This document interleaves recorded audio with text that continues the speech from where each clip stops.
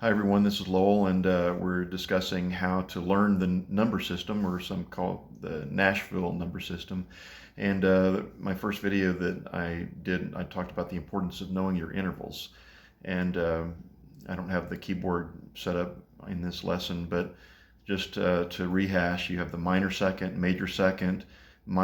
major third, perfect fourth, augmented fourth, uh, or diminished fifth, and then perfect fifth, minor sixth, minor seventh, major seventh. And so I'm going to show you with ear training, like part of this is theory, music theory, but the other part, which is equally important, is ear training. And what I mean is your mental ear, your ability to hear pitch and your ability to hear um, the difference between what part of the scale you're on to the other part of the scale that you're on. And this actually helps with music reading as well, which I know that people who are wanting to learn the Nashville number system aren't really particularly interested in learning how to read music, but the same ear training applies for both, and you'll find it to be helpful if you ever decide that you can see the value in learning how to read music, which there is great value in it. Um, but that's getting a little bit off topic here.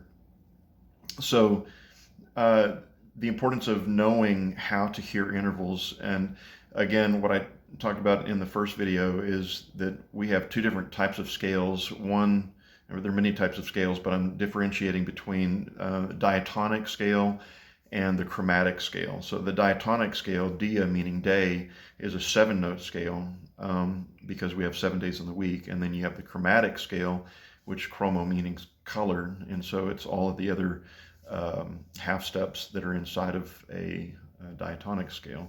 So anyway, I wanted to help you learn how to hear intervals. That's kind of the first thing in terms of ear training that is super important for you to learn. And really simple melodies, everybody knows these melodies, most everybody does. And so I wanted to just sing a couple of these melodies, several of these melodies that will help you identify what intervals are. And how this relates to the number system as a musician playing is that you're going to want to hear, number one, you're going to want to hear what is my key, and to be able to hear and identify what is the root, most predominant foundational note that sets up the key. Like if we're in the key of C, then you can hear that as your number one, number one, and then you have 1 through 7, but really 1 through 6 is the most useful. And so you have to establish number one. That's the first note of your diatonic scale. And then from that, you can ascertain if I'm going to jump from 1 to 4, then you can hear what that interval is. And you automatically, because you understand what that interval sounds like, you can say, oh, that must be 4 as compared to 1. So in music, everything is about relationships. And intervals is about relationships. And if you think about it, we understand loud versus soft. Like what is loud in one environment is soft in another, and what is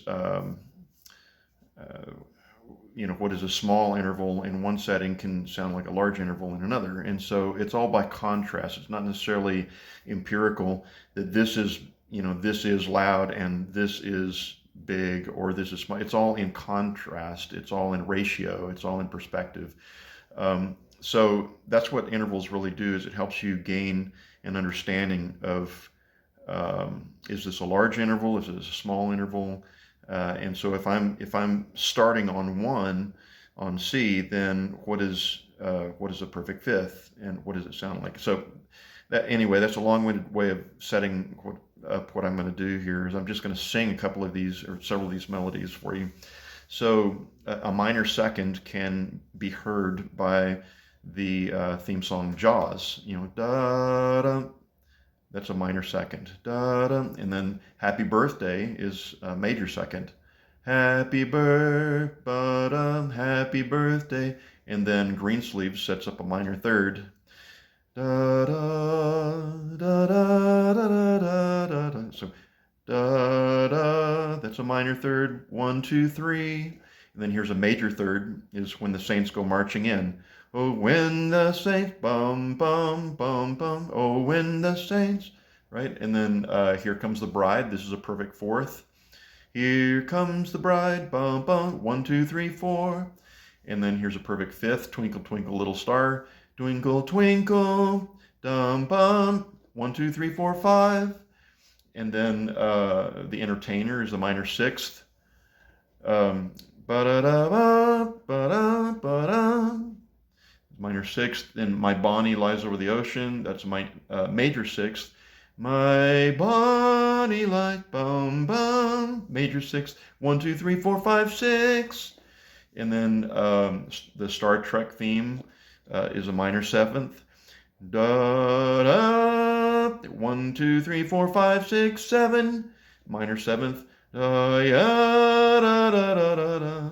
Right, and then the major seventh is I'm reading these off of somebody else's document. It says "Take on Me" by Aha. I don't know that song. Anyway, a major seventh is da da. It's almost an octave. Da da. And then here's an octave is "Somewhere Over the Rainbow," one of my favorite songs. Somewhere, da da. Same note. It's just 8 steps higher. So 1, 2, 3, 4, 5, 6, 7, 8. Okay, and so those are. I would encourage you to study those and to think about them and to identify them. And when you're listening to melodies and when you're listening to songs that you like, try to identify, is this interval in the melody what is it a perfect fourth? Is it what is it? All right, and so the way that relates to the number system is the same thing that happens in melodies also happens in chord progressions. And so you're listening for the bass. You're listening for the bass note. So essentially, whatever the bass is doing, treat that as a melody and think about, okay, what are the intervals that bass is outlining? And that's going to give you an understanding. Again, what I just did is based on the chromatic scale. All right, I gave you chromatic intervals. But really what you need is the diatonic intervals, which are all the intervals in a major scale. And so if you understand what a major scale sounds like, it will help you understand how the Nashville number system works. So I'm going to talk about the minor scale later and the different keys, because everything that I'm teaching you can be done in all sorts of different keys. But we'll get into some of that a little bit later. But right now, I just wanted you to start trying to ear train based upon what you listen to, the songs that you like, and start thinking. Activate your ear as you're listening, and start activating your mind. Is like, okay, what is this interval in the melody, and also what is this interval in the bass line, in the bass melody that is outlining the chord structure. And it's not going to be very complex in the bass line. A melody is going to be more complex than actually the chord structure.